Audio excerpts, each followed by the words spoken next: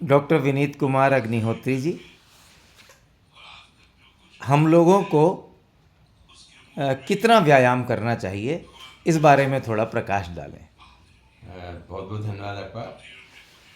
क्योंकि हम आयुर्वेद के क्षेत्र से आते हैं, तो आयुर्वेद में विशेष ग्रंथ चरक संहिता में इस बात का अच्छे से वर्णन किया गया है कि हम स्वस्थ हैं और स्वस्थ रहने के लिए हमें वो क्या क्रियाकलाप करना चाहिए जिससे कि हमारा स्वास्थ्य बना रह सके। उनमें से एक विशेष बिंदु आता है दिनचर्या, और दिनचर्या के अंतर्गत आता है व्यायाम करना।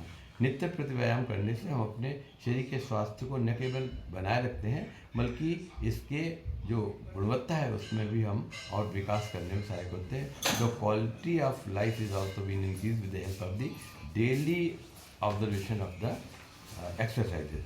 तो हाँ, हमारे आयुर्वेद में जो दिशा निर्देश मिलता है उसमें एक बात बताई है कि हम सब लोग व्यायाम करते हैं, तो आज के ज़माने में ये जानना भी ज़्यादा ज़रूरी हो जाता है कि व्यायाम क्यों किया जाए और कितनी मात्रा में किया जाए, कब किया जाए, किस ऋतु में किया जाए, और जिससे हमें अभीष्ट लाभ मिल सके।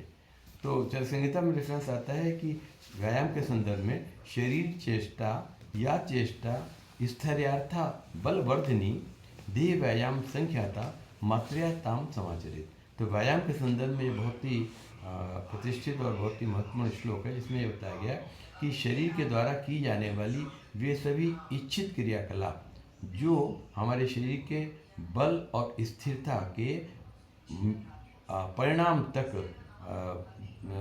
बलवर्धन करने वाली हों, उनको शरीर की क्षमता के अनुसार संख्या बल में और मात्रा बल के अनुसार सम्यक प्रकार से, अच्छी प्रकार से, भली प्रकार से, असम्यक प्रकार से नहीं उपयोग करना चाहिए। तो ये शरीर के स्वास्थ्य को बनाए रखता है और स्थिरता बल प्रदान करता है। अब यहाँ पर एक प्रश्न और आता है कि हम कैसे पता करें कि हमें कितना व्यायाम करना चाहिए। तो निर्देश ये प्राप्त होता है कि जो करता है, जो व्यायाम करने वाले हैं, वो अपने शरीर बल के प्रतिदिन आधी क्षमता तक ही व्यायाम करें, तो उस व्यायाम करने का, नित्य व्यायाम करने वाले को बहुत अच्छे से स्थायी परिणाम मिलता है। और इसमें एक शब्द हम योग से भी जोड़ना चाहेंगे। वहाँ पर महर्षि पतंजलि भी कहते हैं कि हमें व्यायाम करने का लाभ क्या मिल सकता है और इसकी निरंतरता हमारे लिए कितनी लाभदायक होती है। तो वहाँ पर वो बताते हैं कि हमारे साथ में एक निरंतरता बहुत महत्वपूर्ण है।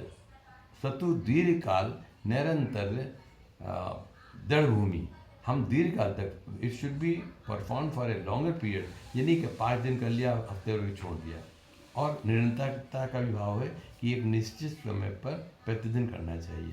अब कितना करना चाहिए हम चर्चा कर रहे थे, तो वहाँ पर निर्देश मिलता है कि हमें बलार्ध तक की मात्रा में प्रतिदिन करना चाहिए। यानी जो परफॉर्मर है, जो करता है, वो अपने शरीर बल की आधी शक्ति ही प्रतिदिन व्यायाम करने में खर्च करे और उसके बाद रुक जाए, तभी किए हुए व्यायाम का हमको लाभ मिलता है।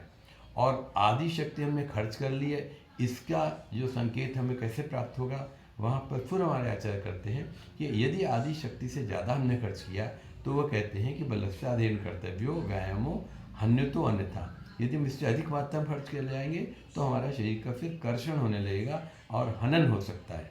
यहाँ पर हनन का अभिप्राय मृत्यु से नहीं है, लेकिन ये कि शरीर के रस, रक्त, मांस, मेद, अस्थि, मज्जा, शुक्र जो सप्त धातुएँ हैं, इनमें फिर ह्रास होने लगेगा।